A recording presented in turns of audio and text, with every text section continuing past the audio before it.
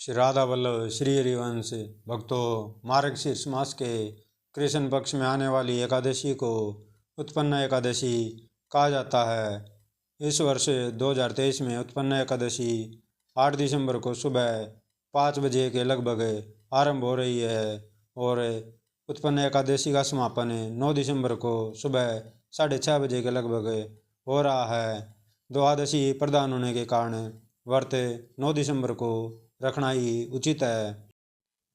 8 दिसंबर को दशमी विदा यानी ब्रह्म मुहूर्त में दशमी तिथि लग रही है, तो इस वजह से भी 9 दिसंबर को व्रत रखना ही उचित है। उत्पन्न एकादशी का महत्व कुछ इस प्रकार है।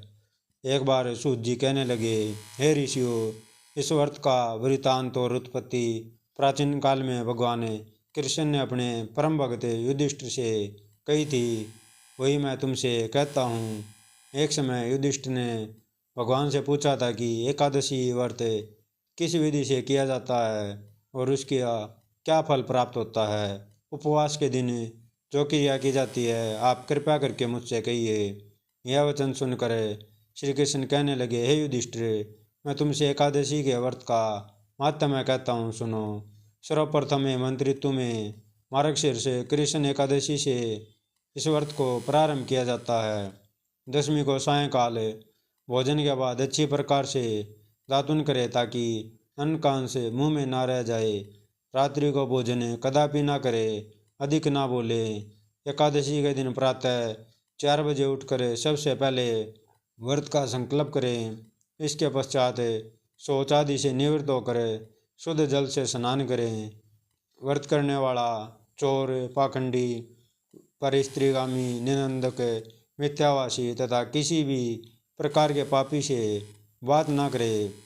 स्नान के पश्चात धूप, दीप, नैवेद्य आदि 16 चीज़ों से भगवान का पूजन करे और रात को दीपदान करें।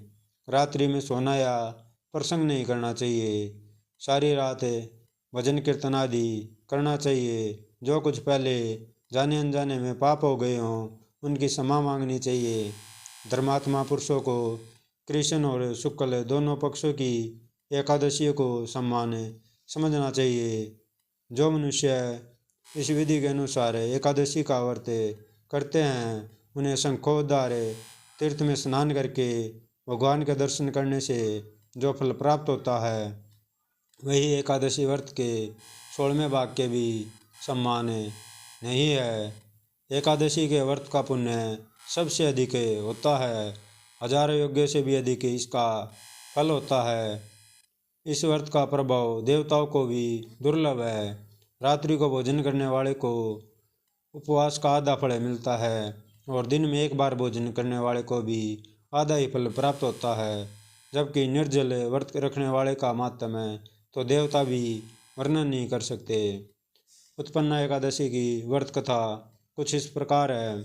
युधिष्ठिर कहने लगे, हे भगवान, आपने हजारों यज्ञ और लाख गोदानों को भी एकादशी व्रत के बराबर नहीं बताया।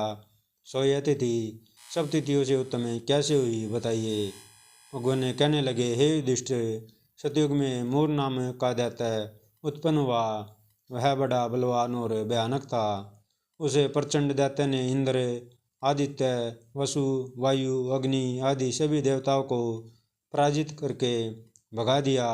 तब इंद्र सहित सभी देवताओं ने भयभीत होकर भगवान शिव से सारा वृतांत कहा और बोले, हे कैलाशपति, मूर दैत्य से भयभीत होकर सब देवता मृत्युलोक में फिर रहे हैं। तब भगवान शिव ने कहा, हे देवताओं, तीनों लोकों के स्वामी, भक्तों के दुखों का नाश करने वाले भगवान विष्णु की शरण में जाओ, वे ही तुम्हारे दुखों को दूर कर सकते हैं।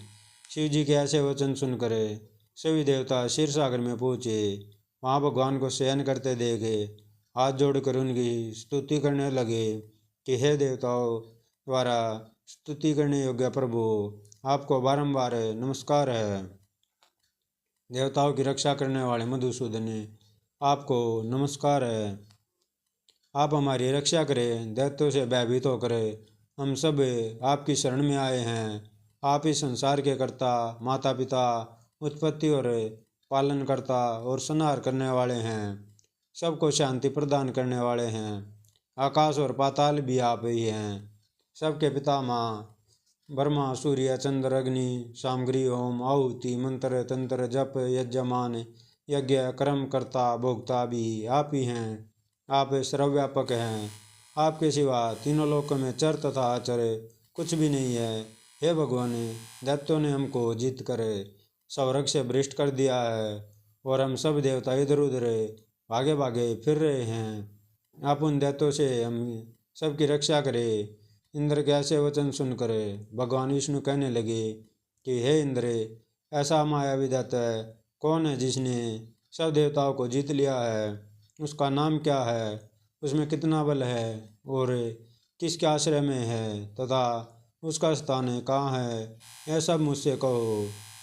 भगवान के ऐसे वचन सुनकर इंद्र बोले, भगवान, प्राचीन समय में एक नाड़ेजंग नामक राक्षस था। उसके महापराक्रमी और लोक विख्यात मूर नाम का एक पुत्र हुआ। उसकी चंद्रावती नाम की नगरी है। उसी ने सब देवताओं को स्वर्ग से निकाल कर वहाँ अपना अधिकार जमा लिया है। उसने इंद्र, अग्नि, वरुण, यम, वायु, ईश, चंद्रमा, नैऋति आदि सब के स्थान पर अधिकार कर लिया है। सूर्य बनकर स्वयं ही प्रकाश करता है, स्वयं ही मेघ बनकर बैठा है और सबसे अजय है। हे असुर निकंदन, उस दुष्ट को मार कर देवताओं को अजय बनाइए। यह वचन सुनकर भगवान ने कहा, हे देवताओं, मैं शीघ्र ही उसका संहार करूँगा। तुम चंद्रावती नगरी जाओ। इस प्रकार कहकर भगवान सहित सभी देवताओं ने चंद्रावती नगरी की ओर प्रस्थान किया। उस समय दैत्यमुर सेना सहित युद्ध भूमि में गरज रहा था। उसकी भयानक गर्जना सुनकर सभी देवता भय के मारे चारों दिशाओं में भागने लगे।